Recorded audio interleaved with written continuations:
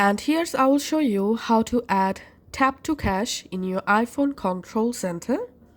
First of all, you have to install the wallet app, and then you have to update your iPhone to iOS 18 or newer version. Then open your control center. To edit control center, long press on a blank space. Tap on add a control. In the search controls box, type here cash. And here under wallet, you'll find this tap to cash. Just add it.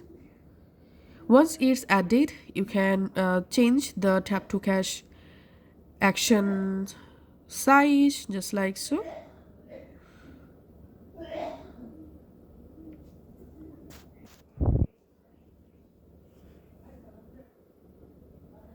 And this is how we can actually add tap to cash in our iPhone control center.